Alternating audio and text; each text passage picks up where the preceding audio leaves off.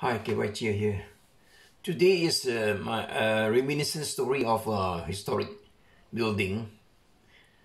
Yeah, a ruin rather in Batu, Gajah called Kellie's Castle.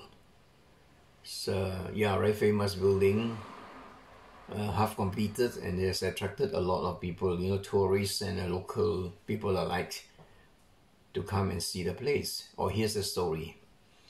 William Kellie Smith, a Scottish, came over to Malaya in 1890 when he was 20 years old, alright?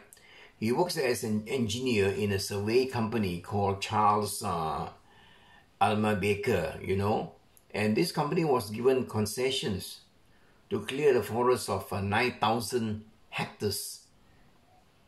Of course,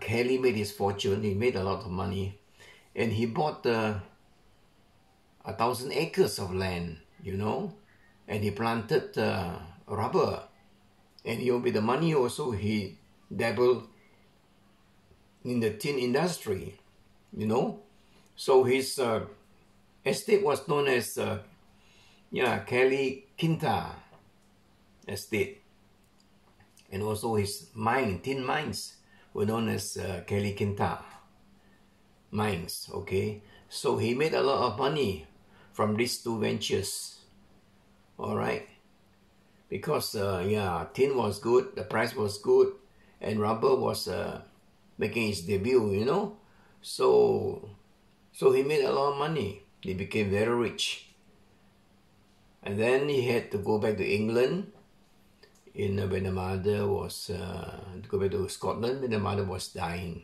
in 1903. Okay, he was then a bachelor. He took the trip back to England to be with the mother, and he came back. On his way, according to the story, on the way by a ship, he met his future wife, Agnes, and so, well, she was from a very rich family also. Very rich family, and was coming for the first time, for a visit in the Far East. So they fell in love, and so he swept her off her feet, and she brought her to Batu Gajah, where they set up home. All right, they built a building was known as Kellie's. It was Kellie's house near the castle. I think it's not a castle; they were staying there.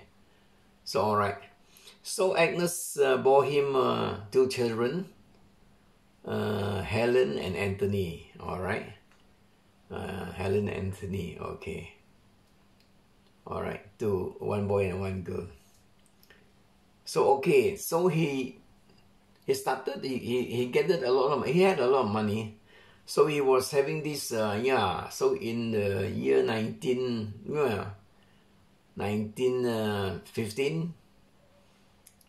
At the birth of his son Anthony, that was when he started, to have this plan of a big building, to show it. Because he was very rich, he was plenty of food, he had plenty of money, so he wanted to build a building. Probably, stories, conflicting stories. Some say it was for his wife Agnes, and some say it's for his son. But anyway, that was how the building started. It started actually in earnest in 1960. He imported workers, from India, 70. And then marble, the masonry, the marble and bricks and all sorts of, things were imported also from India. 70 people working for him. So as he, it was it was, a very big building. So in the process, as time went on, a new strain of, virulent flu struck, the world, and then, Malaya was also affected. And because of the flu, many of the workers, the Indian workers who were imported from Madras, died. the laborers, they didn't approach Kellie to build them a temple, to appease the gods, because they were very superstitious. You know, the thing is, Kellie obliged. He built a temple. And it was consecrated. You know, after the consecration, somehow the disease subsided. And many of them survived. And they were so grateful, you know, the Indian workers, that they built a figurine, a statue of him, also beside the deities in a temple. You can look at it. This is the picture, you know. You know, this one is repainted. This is his picture. Kellie, they built, the temple is still there. And the workers, you know, until today, they are still there, you know. How many generations? Since 16. Anyway, okay, talking about the building. So, started building in 1916. In 1918 was a flu. Then he had this grandiose plan. You see, the building was, a certain corner was, the end was a 6-floor thing, you know. Where up there, you know, he had, a courtyard for entertaining, and also a place to play tennis. So this is so huge. There was no mention of swimming pool, of course. Those days probably was not possible, but a courtyard to entertain, and the tennis court, mind you, and that place was supposed to have the first elevator, not only in the building but all over Asia, you know. So with that in mind, he went over to Europe to try and purchase the elevator, okay? But somehow he landed in Spain. In 1926, tragedy struck, you know. He developed high fever, you know, and died in Portugal, Lisbon, in 1926. At the time, probably the family was with him in Europe, you know. The wife, Agnes, was devastated, you know, the family. And according to sources, she did not come back. No, he was buried then and there, maybe brought back to England, you know. And,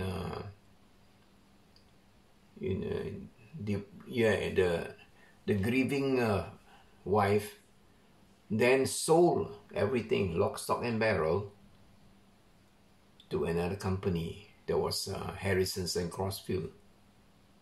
It was left just like that, you know. And then she never came back, you know. They were on holiday and he died there. And she, after selling, she went back to England, you know, with the children. Okay, they were not heard of until very much later, you know. So the building was left as it was, you know, after sold to the Harrison's and Crossfield, you know, of a company in Malaya then. But it was left as it was and nobody touched it, you know. I visited the place somewhere here in 1980, I think.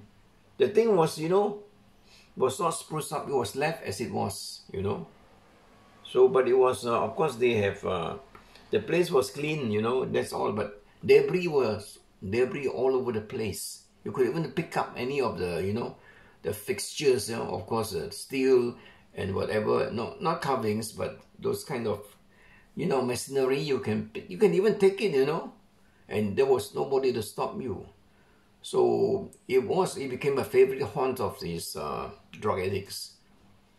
And in the later years, in the 90s, then only the government of Perak, you know, because after that it was sold over to Guthrie, I think Guthrie, government Malaysian, and then they refurbished the place. They don't really refurbish, they just, you know, try to arrest the rot because the thing was crumbling. They had to, you know, cement or whatever. They did not, you know, it was, you know, when Kellie died in 1926, the construction stopped. Okay, so the government spruced up the place, tidy up the place, okay, and then now it's open to the public. Well, When he was alive, Kellie had a lot of limousines. I think the Harrison and Crossfield must have taken it, of course.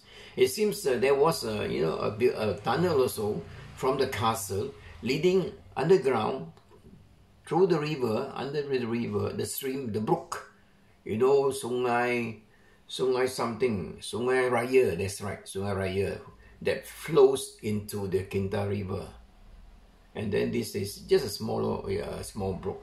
And then it seems there was a tunnel, leading to the temple. How true, I don't know. How true it is, I don't know. But that is the story. And so then they said the people, the laborers Kellie brought over from India. This is the second or third generation. They're still alive, working in the estate.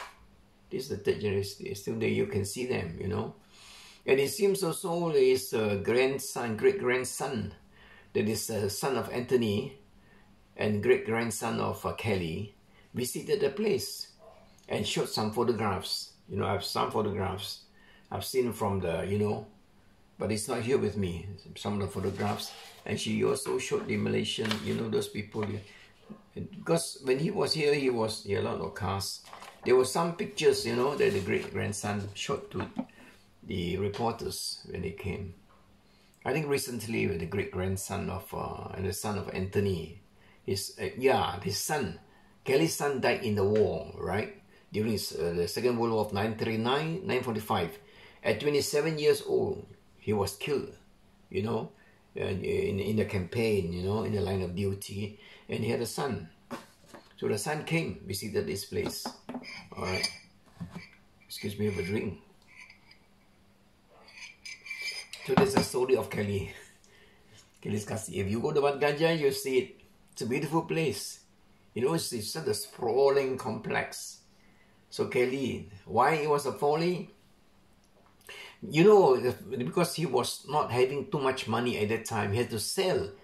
I think he had to sell his land or his few hundred acres to finance the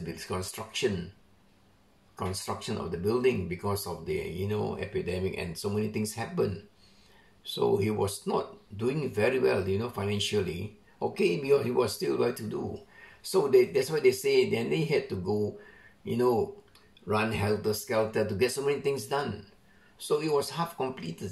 So when he died in 1926, the building you see, actually it's not really, it's only about maybe 2/3. There's so many things not yet plastered, need to be plastered. So many things not done yet. So that was his mistake. They say anyway, apparitions, some people have spotted, they have seen it in the night. It could be Kellie, coming back to inspect his work, or even Agnes' apparition. Okay, I don't know how true it is. Probably because normally, relics old like this, you will have sightings. Because Alright, that's my story of Kellie's Castle. If you will go to Ipoh, do stop by. But the Gajah is well worth your effort. It's a romantic, beautiful story that needs, you have to see it, and a story that is told over and over again. And this is my story about Kellie. A great man, Okay, but he died. He died young, It could be 1817, 1926. That's then they're making 56 years old, 56 only. Okay, that's Kellie and his castle for you. Thank you for watching. Bye bye.